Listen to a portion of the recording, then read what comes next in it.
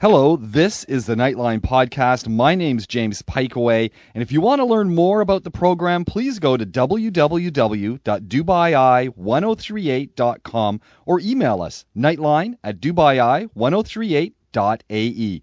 Enjoy the show. Shahzad is here from Motoring Middle East. I'm here, and you're there. This is a perfect evening, isn't it? It works best like that, doesn't it? No. Yeah.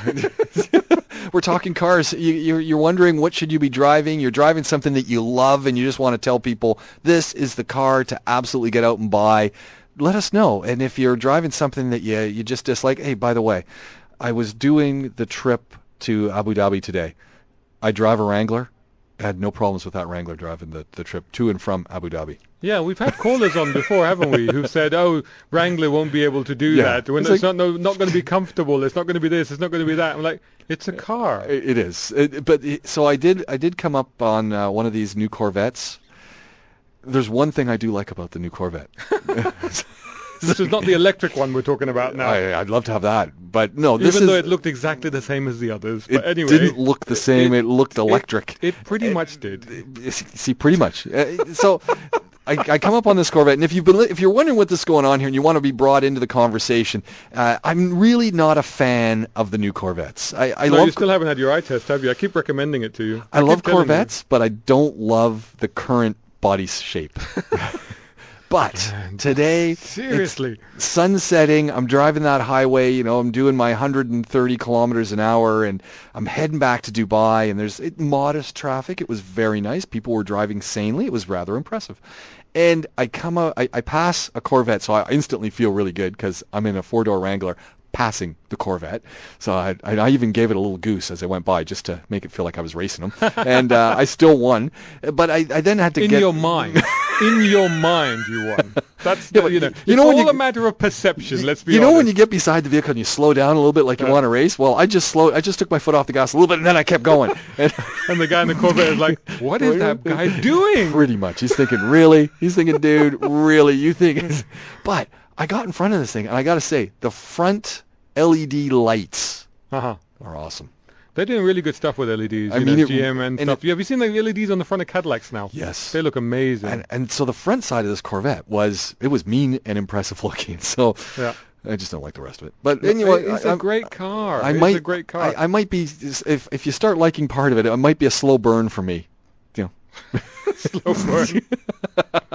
I'll tell you what, I'm just thinking about what you're saying is that everybody was driving sensibly on the road today. I wonder if they were driving sensibly or if they were driving with their phones in their hands. You see, that's the problem. Because I'm just trying to look it up, but there was a stat that came out earlier this week which was very alarming. There were a lot of phones in hands, and part of it is I think people spend a lot of time looking at their Google Maps to get the traffic.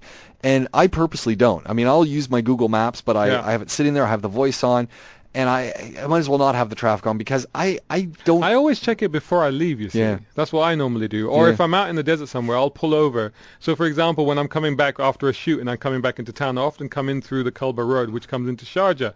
So then I have an option of going straight into Sharjah to get home. Yes. Or I come back along the bypass road, the Emirates Road now, and cut in through Murdiv. Okay. So at that point, I'll pull over, and then I'll just check my maps and see, well, where is it lightest? You do the sensible thing, but there were a lot of people driving looking at their phones, and I know the stats, the road safety UAE guys, Thomas Edelman and folks. That's brilliant work over there, yeah. And but there was a scary. I'm just trying to find it, but there was a scary stat. I'll find it in the break time. Yeah. But there was a very scary stat in terms of how many people admitted to using their phones whilst they were driving. And the number of people right now who are listening, guys, gals, stop using your phones. Yeah. You just can't. It is so dangerous. Yeah.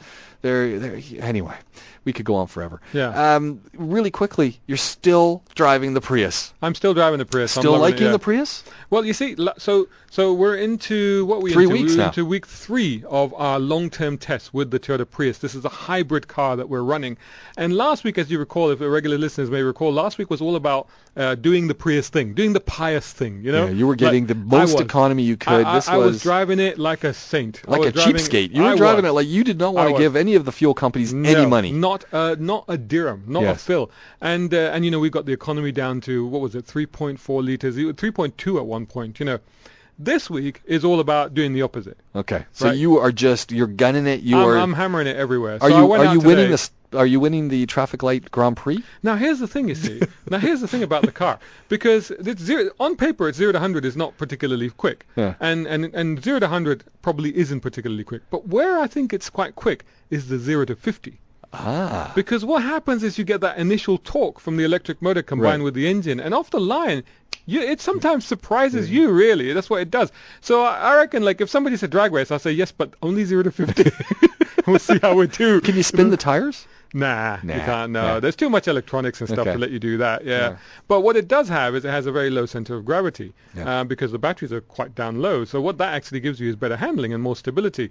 So I went up to a little desert road, and I put a video up today on our Facebook page. So that's facebook.com/Motoring Middle East. And I decided to check it around this little desert road to see how it would do. And it's really grippy. It's really quite entertaining. So yeah, I mean, for those people that are like, oh, Prius slow, no, it's not. You just need to know how to work it, and you can have a bit of fun with it as well. I'm not saying it's a sports car. I'm not. Yeah. But it's not the snail that everybody thinks it is. And I mean, and it's one of those vehicles. You either like the look of it or you dislike the look of it. There's no in between with this car. I tell you, there's a lot of people like that just doing a lot of hating on my car, my poor little Prius. But you know what? I quite like it. It's like the early days of the minivan.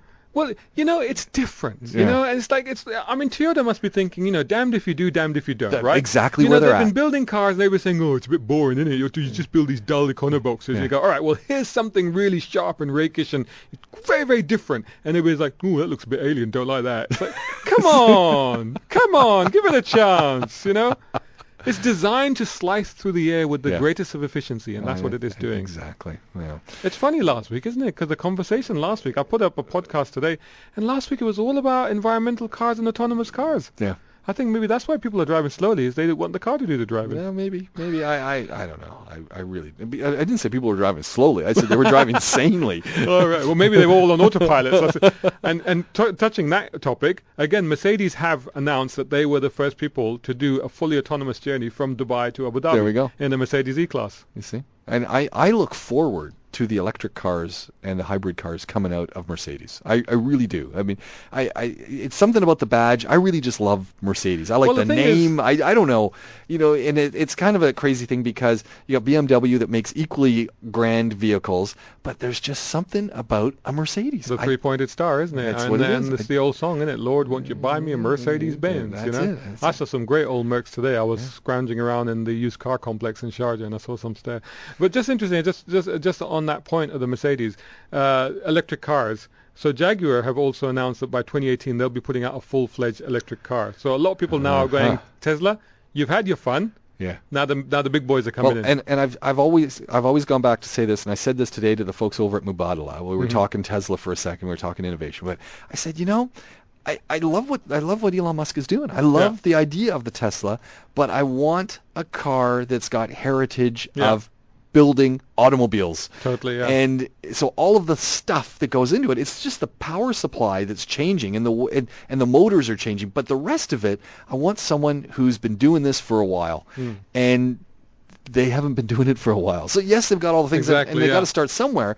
But No, I mean they've done a lot of great work, and the fact that they've made, well, if you like, for want of a better term, they've made EVs sexy. That's what they've done. Electric vehicles are sexy because of Tesla. Yeah. But like you say, I mean the manufacturers, the big boys, they've been building cars a long, long time. Yeah. And they know about every aspect of building cars. Mercedes, oh my God, the very first. I mean I posted it yesterday actually. The very first journey, the very first road trip was in a Mercedes, in a motor wagon, Carl Benz's car, which was nicked by his wife, Bertha Benz, who basically went on a 100-kilometer journey to visit her mum. That was the first road trip ever taken, and it was done by a woman. There we go. See? Yeah. We got a whole bunch more to talk about. Texts are coming through. We're going to get to them all. And if you've got questions and you want to get them through to us, this is how you can do it. By the way, if you're wondering what you're listening to, it's Cartalk with Motoring Middle East. Tim's come through. He says, good evening, chaps. Thanks a million for the show and all your insights and the laughs. And the laughs. He says he wants to know if we could recommend, could you please recommend what to do and where to go for repairing metal and fiberglass plastic body scratches and dents? My vehicle is a Lexus GX460 2015 year model. It's pearl white, and I don't want a cowboy job, but I don't like the dealership either. So there's two things to think about here. Well, I mean, the thing is, you can say you don't like the dealership, but they are the Lexus dealer. Yeah. They know the paintwork, they know what needs to be done with it. And don't forget that often the painting and the smart repair processes that people like Alphatain, which is a Lexus dealer here, use are actually outsourced to other companies that specialize in that. Yeah. So it's not necessarily them doing it, but it's somebody else who just specializes in that process. Don't forget also that your bodywork, because it's a relatively new car and it's a Lexus, it may still be under warranty. Yeah. And if there are issues with the painting or anything like that, I'll give you an example. For example, when I first bought my car here, and I took it to, and it was a used car at the time, but it still had warranty left on it, and the paintwork has a longer warranty. I took it to a car wash, and they jet washed the thing, and the paint came off the side protection, the little cladding on the side of the door. The paint literally came off. I took it back to Honda. Yes, there was a bit of back and forth, but eventually they paid for the whole thing. They got it resprayed, and they gave it back to me. So awesome. There are other companies that you could go to, but I would strongly urge them to go back to the dealer first. Go and have a conversation. Yeah. You know what, Tim? Tomorrow's show, I got Glenn Power joining us from CarPro. He's a mechanic, and they've got a whole deal there. He can speak to this as well, and he might be able to give you some suggestions and at least have a chat about that as well. So, but I really think your first step is go and have a chat with the dealer, because you might still have some warranty on that, depending on what we're talking about. I mean, depending on what kind of scrapes and what kind of damage it is. I mean, don't mess with it. Just go and check it first. But also, I mean, it is Pearl Lexus, and they have a minimum standard. It's like any luxury car; they will have a minimum standard. I mean, you can get the whole thing reprinted from a shop in El Quds for 3,000 dirhams, but that's not what you want to do with the Lexus that's 1 year old. I was thinking just getting my going to Ace and getting some spray bombs there for that marble color, but then I don't want to get in trouble when I get my thing re-registered, because they already have issues. Well, if it's a change of color, yes, it's a problem. So it has to be the exact same color. I had a friend whose car was black, and they matted it because it was, the paint was chipping, so they just sprayed some matte on it, and the guys had an issue with that. He said, well, it's not the right paint. So it was still black. And he's going, have you ever seen all these cars? It's like, oh, anyway. No, as soon as you change your color, if you have it foiled, or if you have anything like that done, you do have to go and get it re-registered. Tim, give us a call tomorrow on the show. Glenn Power will be here. We'll have a chat. Sam's come through with a question. He says, good evening, gentlemen. Good evening. I was just wondering, would it be possible to buy a Pontiac Trans Am in the UAE? How much would one be worth, do you think? I've always wanted one, and since my childhood and watching Knight Rider, everyone wants one. There are a few here. There aren't many. Hello, Michael. Yes. Oh dear, here we go. Yeah. Here we go. Okay. You have the hair. You got the hair. I know. It's like, So there are a few here. There aren't many, but there are a few here. In fact, if you go onto our website and onto our YouTube channel, you'll see that we did once do a little video with a kit. A kit, in fact, because they have actually done, the person who owns this car, a guy called Zeb, who actually has done the Pontiac-like kit. He's done the exterior, hasn't done the interior yet, but he's sort of halfway there. And there are a few others. I've seen them around. I know a friend of mine's got one as well. They are in the market, but you have to go looking for them. You won't find a particularly clean one unless you buy it off an owner who's already a collector and who's already sort of restored it, whatever. But you will be able to find one. And spread your net further afield, like outside of Dubai. Sometimes you go over to Ras Al Khaimah, you go over to Fujairah, you find cars over there. And sometimes you'll find these cars over there. So have a look around, you'll find them. How much expected to pay for them? Well, something like that. It's really hard to put a price on anything here. I'd be looking at 30,000-40,000. All right. For something that's decent and running, not too bad. If it's the car you love, but if it's the car you love, you got to get it. Your best bet, though, honestly speaking, is to buy it outside and bring it in. Import it. Yeah. So, go to the States. Yeah. Jump on the websites over there and find yourself a good one that you can then bring it over and then start working on it yourself. You know.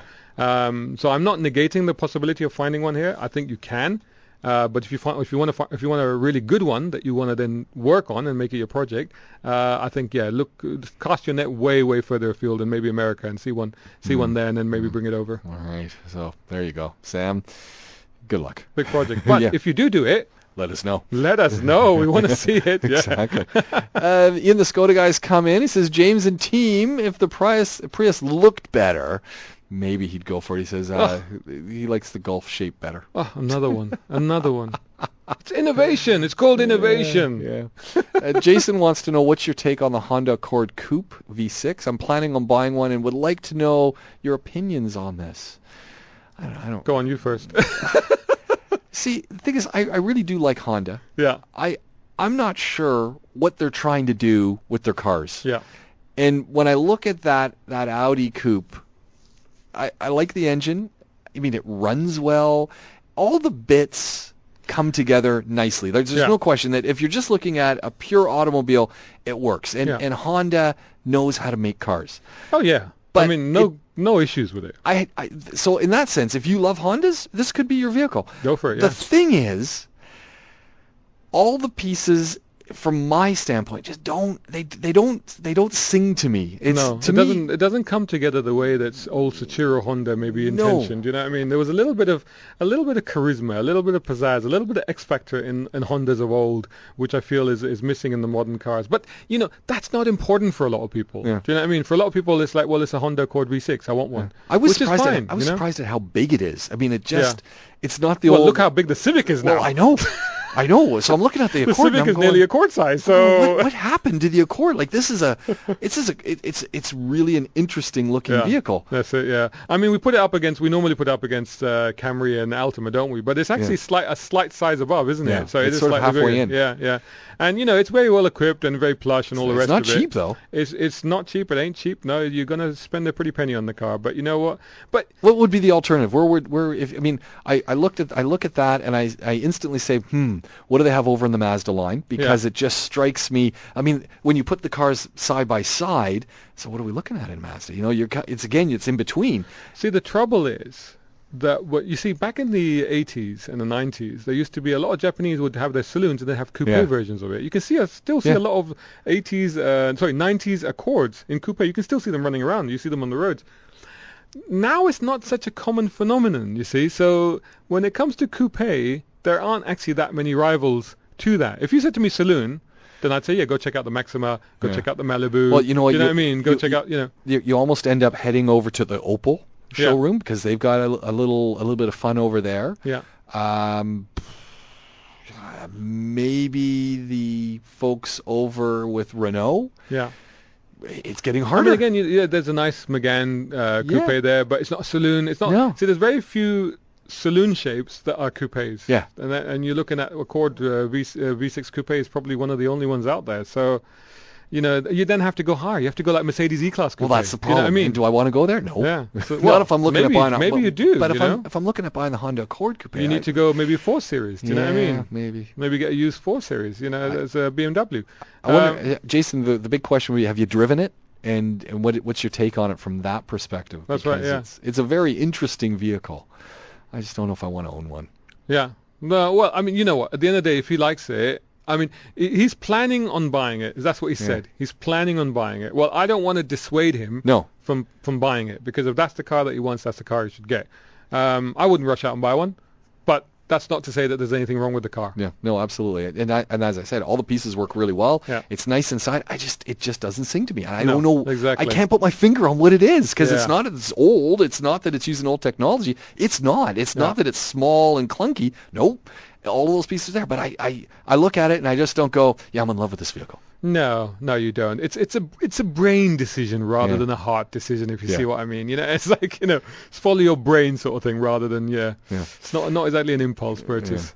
Hey, if you're wondering what you're listening to, this is Car Talk. Shahzad's here from Motoring Middle East, and we're taking your calls. Shahzad's joining us from Motoring Middle East, and we're talking cars. If you're wondering what you've just tuned into, or trucks, or your ride, what you're loving, what you're not loving, you got questions. Should I get this? Should I get that? What do you think of this versus that? And we've been talking about coupes, and who's selling a coupe? We'd call it a coupe in Canada. There's not really that many of them. Well, first let's define it. You see, I mean, what we mean by that, because like I said, because I did throw out a few other names. You said, no, that's a sports car. It's a sports car, or hatchback, or whatever, But we've got to define a coupe. So a coupe traditionally used to be you take the saloon version of something, and basically take 2 doors out of it, and you put 2 longer doors in instead, and then you'd have the coupe version. Now, back in the 80s and 90s, most of the Japanese saloons, Altima, Accord, and most of them would have coupe versions. Even this Mazda 626, remember that? They had a coupe version. But now, it's far, far less of them.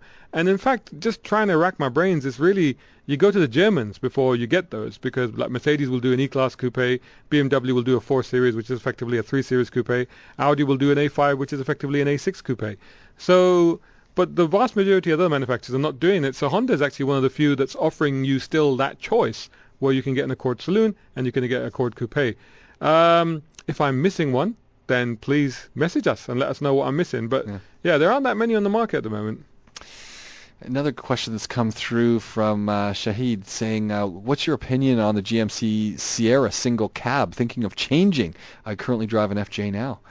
And, you know, this is a whole market space. Yeah. Imtishan's driving the Ram single cab. Ram single cab, he just bought it, yeah. Ford's got some really nice product out there. That's right, yeah, F-150s, The Sierra is sweet. All three of these vehicles. Well, I ran a Sierra, remember, but that was not it was a full cab, not a single cab. But the single cab is still equally roomy. I mean, it's. Yeah, I mean, if you don't need that rear space, which, by the way, is vast. Yeah, I mean, you know, it's a family vehicle. Yes. But if you don't need that rear space, and most of these trucks will have a bench seat at the front, so effectively that's a 3-seater. Which so is most beautiful. of these, so like Imtishan's Ram is a 3-seater. Yeah. The person in the middle is not entirely comfortable, but you know, technically it's a 3-seater. Yeah. So if that's all you need, then the single cab is fine. And if you've got an FJ and you haven't been using the rear of that FJ and you fancy that, then go for it. Well, maybe he wants to be able to see out the back window, and it's finally just gotten that could be a thing, couldn't it? And then have a better turning circle as well. Or gotten tired of people saying, why didn't you just buy a Jeep? Anyway, hey, yes, you know, we could go on forever.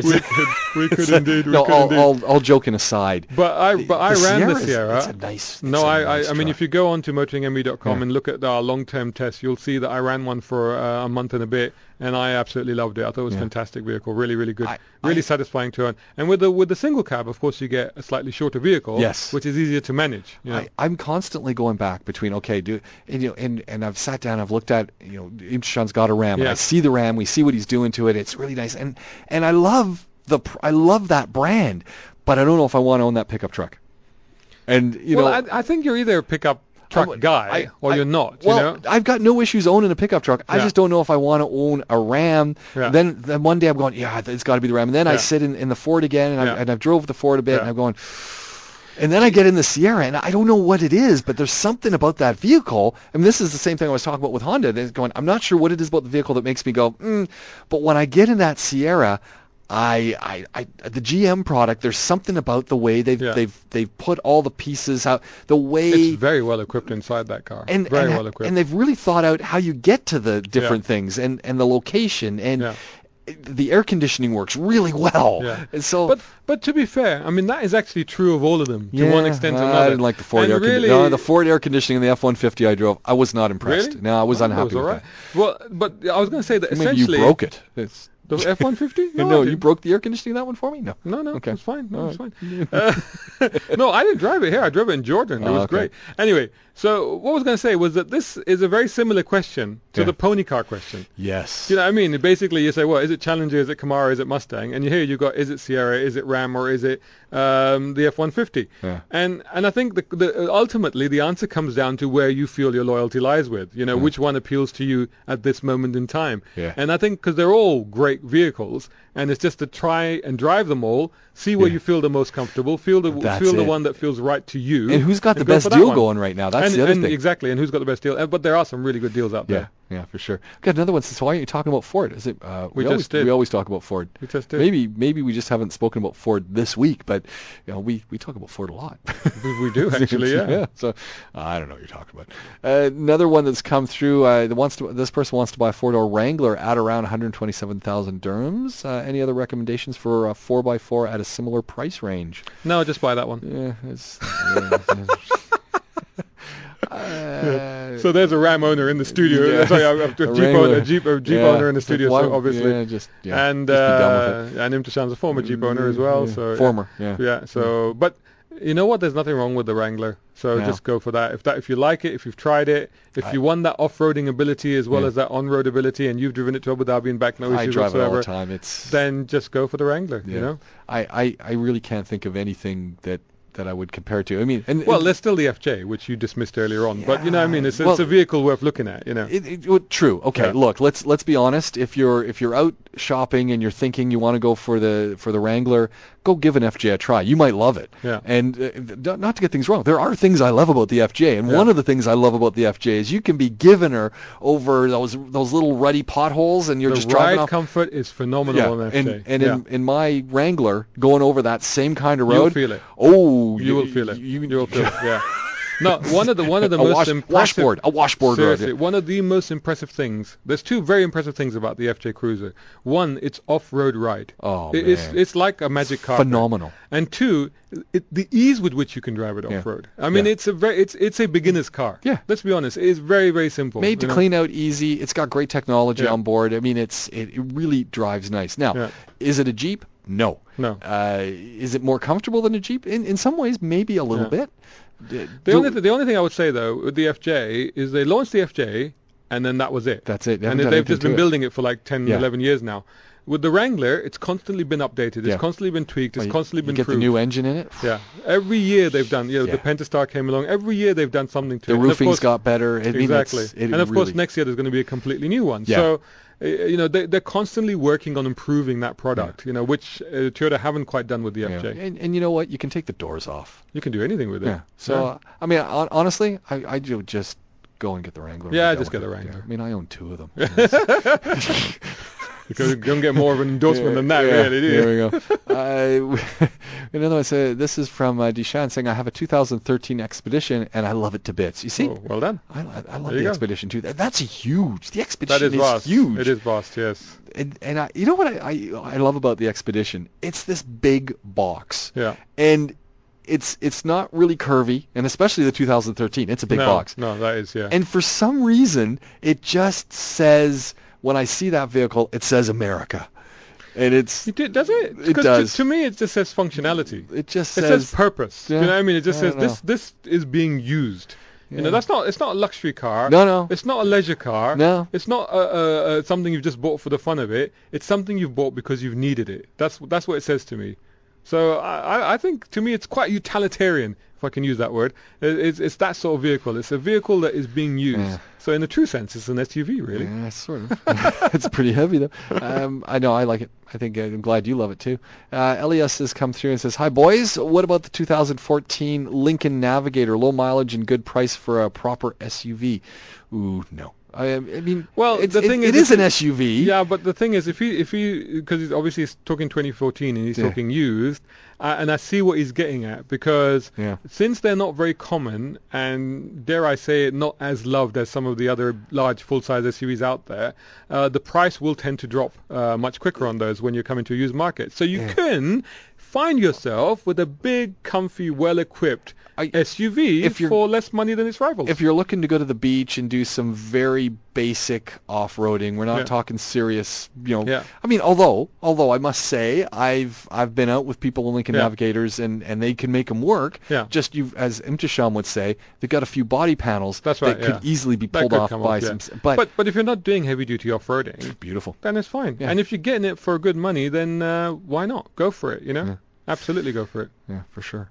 We got a whole bunch more text to get to, but I know, and look, we've got to let people know that they can call through if you really want to. Esther is sitting by that phone. I think I see a tear coming down her cheek because feeling a bit lonely. Feeling lonely, exactly. It's like that's why she hangs out. Somebody call in and talk to Esther. Don't talk to us. Just talk to her. Yeah, and of course Esther also hangs out to make sure the McCarty effect doesn't happen in this show either. So.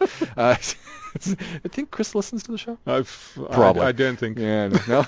Now that you've said that, so we're talking about cars, and we're going to talk about WRX in a second versus a Prado. Hey. And we got I know. What? That's what I'm saying. I fall off my chair. Totally not in the same cloud. Anyway, we'll get to this text in a second, and we got more. If you want to get something in on the show, now is your opportunity to do so. This is Cartalk, Motoring Middle East, joining us right here in the studio. All right, Franklin has come through, and he does say, look, I've got the dilemma. It's the WRX or a Prado. And the first thing is, what? And he says, and he goes on to say, I know. He's actually said this. He says, so you weren't making this up when you read this before the break. This was real. He says, I know they're completely different choices, but the Prado. No kidding. The Prado is something like a sensible decision, and the WRX is an indulgence. I drive 200 kilometers a day, and we've had a long 3-minute conversation about this. We both agree, 100%, the WRX. Yeah. What? Duh. Yeah. No. Duh. I mean, okay, with the Prado, you're going to be able to always get its value back. In this market, you get a white Prado, you'll always be able to sell it instantly, and you always get its money back. It's one of the highest cars that holds its value in the market. The WRX, far, far, far less so. But it's a WRX. Yeah. You know, you're going to love the heck out of that car. Every one of those 200 kilometers that you drive it per day. And by the way, the fuel won't make much difference because the WRX is a thirsty car, so you won't be saving much on the Prado, but then you won't be doing any worse either. So you know what? Just get the WRX. Make sure you get it in blue with gold wheels. Yeah. Yeah, exactly. No, I think you just got to do the WRX. You have to. I mean, It's a legend. Go sensible? For it. Why? Why? Sensible. Why? Sensible in whose eyes? Especially if you're talking about 200 kilometers a day on the road. You're not going off-road. WRX. WRX. Go for it. You'll smiling every day. Yeah. You'll get into it smiling. You know. You'll get out of it smiling. And you know what? You've had it. You've had a Yeah. WRX. You've ticked that off. Yeah, Wow. exactly. Nice. If you can do it, just do it. Yeah, Be done. totally. Ahmed's come through and says, "Hi guys, I want to buy a Golf GTI Clubsport." Whoa. One of my favorite hot hatches right now. You know, I saw it today, and I, you know, I'm a Scirocco lover. Yeah. And I saw this, and the guy's probably listening. Yeah. It's a lime green Scirocco. Yeah. With black tinted windows on the back windows, but Yeah. not the front ones on the driver and passenger side. Yeah. And I'm looking at this, and I'm going, man, this is a weird looking car that started to make me think of some other vehicles. Yeah. But you know, I still love the Scirocco. No, it's great. And I don't know why and that people green, that never runs off people's tongues. They'll say GTIs, they never say Scirocco. No, but you know why? Because Scirocco is a historical thing. It's a heritage thing. Maybe that's So it. from other markets, I always wanted a Scirocco when I was like exactly. 18 years old. So over here, the Scirocco wasn't a phenomenon like it was, for example, in the States and in the UK. In the UK, it was a phenomenon. Yeah. And it was actually succeeded by the Corrado, which was meant to be. Oh man, the I next remember that. generation. I remember that. And there was something about those cars, not quite a hatchback, not quite Yeah. a sports car, but somewhere in the middle. Yes. They were unique and they were very special. So yeah, I have a lot of fondness for that Scirocco badge, which is why the Scirocco speaks to me and clearly it speaks to you. But for a lot of people that don't relate to that original Scirocco, it doesn't make sense. So we gotta go. What were you gonna say about the lime green paint? That I mean, that's actually a color for the Scirocco. If you look at the original Scirocco, that was one of the launch colors of the car. So that's a heritage thing, right? So again, it's a heritage thing, you see. So you understand it and you relate to it. That guy was giving her too. I mean, I was trying to keep up with the Wrangler, and there was no chance. It's fun little cars, though. Amazing handling. So here's his problem. He says, I currently have a Mazda 3, 2016 year model, which if I sell, I'll have to pay to the bank the car's current value, and I'll not get any money from the sale. What do you think? If I sell it now, I'll only lose maybe 10,000 dirhams worth of my 1 year of driving. What do you think I should do? Okay, so I see what he's saying. Basically, he's got literally a brand new Mazda, but he wants the Golf, and he's like, yeah, but if I trade this in now, I'm going to lose a lot of money on it, proportionately speaking. You're right, you will. However, here's the thing. Here's the clincher for you. That Clubsport is a limited edition. And it ain't going to be around very long. In fact, it might not even be available. So before you decide to sell your Mazda, you need to go down to VW and see if they're still available and if you can still book one. Yeah. Because there are only limited numbers coming to our region. There's only limited numbers in the world, and we're getting even a smaller number of those. But there is something very special about that Clubsport. It's just set up so brilliantly. Yeah. You know, it's better than the GTI. It is better than the GTI. If you want one, go and make sure they have one before you make any decision. But if you want one, now is the time. Yeah. I mean, the reality is you're going to lose with you're going to lose Mazda it. 3. Yeah, because you're selling a brand new car, so you will lose. You know, the moment you've driven out of the showroom, you've lost money on it. So at this point, you know, you got to be kicking yourself that you didn't wait to get. And I mean, I'm sorry, but I don't mean to put salt in the wound, but you got to be kicking. Yeah, you're kicking yourself that you didn't wait. Yeah. You know, in a sense, you got buyer's remorse. That's it. Yeah. Buyer's remorse. That's it. I love that word. I wonder if that flies with Mazda. But I have buyer's remorse. I don't want this. But I mean, you're going to lose, but if it's not the car you want, then you just got to eat it with your pride and get the car you really want. But like I said, if you want that Clubsport, now is now or never, because it's a limited edition. So you won't get another chance. So you need to make that decision now. But you need to go and check first to make sure they're still available. Because I reviewed it, several months back. Yeah. You know, and they were limited edition. So, yeah, you better go and check and make sure that they're available. Shahid's come back and says, thoughts on off-roading capabilities of the Sierra, please. You don't... Well, I mean, that's more an Intrichan question than me, but from what I understand, it's actually all right. The only issue you have with trucks, and particularly the long wheelbase one, I know he wanted the single cab, which is short wheelbase. The only issue you have is that the length is quite a lot, and so sometimes you will get grounding on the dunes. But having said that, I've seen a lot of trucks out there. I've seen a lot of Tundras, a lot of Sierras, The and a lot Sierra's of Rams capable. out there. It's very capable. No issue. If you know what you're doing, no real problem. Well, that's the thing. The vehicle itself, it does the job. Yeah. How are you as the driver? Yeah, That's exactly. the thing. But capable in the dunes. Yeah. But if you're out there and you want to mix it with the Wrangler boys and the FJ boys, then maybe it's not quite the right vehicle. But if you just want to go exploring in the desert, sure. Yeah, no it's gonna problem. work. Yeah, I wouldn't think twice. Ahmed's comes through and says, I own a Solara that I drove sometimes, and people's faces when seeing it was hilarious. Also, did you hear of the possibility of a 5-liter on the new Raptor? I did hear about that. 5-liter engine potentially. Yeah, well, you see, because they've always said that they're not putting the 8-cylinder into that, so that'll be interesting if they decide to put the 5.0 into that. Now, the Solara, am I correct? That's the Camry convertible, isn't it? Yeah. That's the one, right? Yeah, I saw a couple of those today. I think that's it's what it was. It's a unique vehicle, shall we say? It's a very unique vehicle. So well done, sir, for being a maverick with that choice. The Raptor, I wouldn't hold your breath for it just yet because we're still waiting for the regular Raptor, and they're not talking about. And that's the problem. Yeah. Is will we actually get it here? We probably will, but I don't think it's coming anytime soon because we haven't even got the Raptor here yet. So that's the new one I'm talking about. So just hold your horses on that one. So we can only hope. Now hold on a second. We got one more. I know time's running out here. Yeah. So we've got Mazda CX-9 or the Ford Edge. What would you do? If it's new Ford Edge, I quite like that Ford Edge. I really liked it. No, I'd hit the Mazda. And I like Fords. I recently drove the Edge and I found it really good fun. So I would go Edge way. I would look at the EcoBoost if you're looking for a budget version. If you've got loads of money, then go for the full fat Sport. You know what? Go with 300 something or 310 horsepower. If you're going to do that, you also need to drive it over to the Mazda showroom and give the CX-9 a try at the same time. By all means. Yeah. And then buy the Ford. I think I'd go CX-9. I truly do. And if I was at least we've disagreed on one car tonight. 2014 Ford F-150 All-American, no fancy nor classy, but you get more than what you pay for. Absolutely. That's a lot of metal for your money, as they say. Yeah. What about a Fortuner as an all-round SUV for Tom? You know what? The new ones are great. The new one's beautiful. And to be honest, I'd buy it over a Prado. Yeah. I would, because you go in there, that's a new vehicle. It feels like a new vehicle. Yeah. It's designed like a new vehicle. If we're talking the new one, absolutely. If you're talking the old one, no. The old one, forget it. The new one, and the interior is fantastic. Yeah, they've done the job. Yeah. I mean, this is you know when a company's taking pride in its styling when they put the styling onto the key fob. Yes. Right? You know what I mean? Yeah. Because Porsche do that, right? Yeah.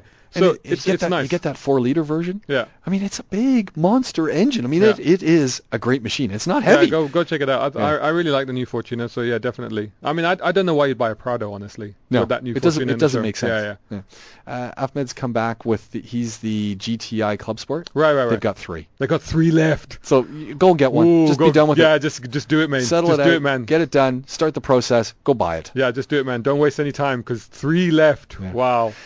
And that, you know what? That's a piece of history in itself now. Exactly. So that could well appreciate that car. Yeah. Oh, you're gonna love it. You're gonna love it. Let us know when you get it. We wanna talk. Hey, we've run out of time. Whoa! I know. Wow, it's been busy tonight. Motoring Middle East is where Shahzad lives. You can find them online, motoringme.com. Go check out their Facebook. Go check out their YouTube. Go all social media. You guys are all over the place, and they've got a buyer's guide up on their website as well. We do, new car buying guide is on there, broken down by budget and categories. And you're constantly doing long-term tests and things, and truly, motoring journalists who if drive there's something the stuff. going on, we're out there. We didn't even talk about the Concourse, the first ever Concourse. We'll hold that over till next week. But if there's good stuff out there, and we have an events page, so if you want to find out what's going on in the car community, go check it out. There we go. Motoringme.com. It's that simple. Shahzad, next week, same place, same time.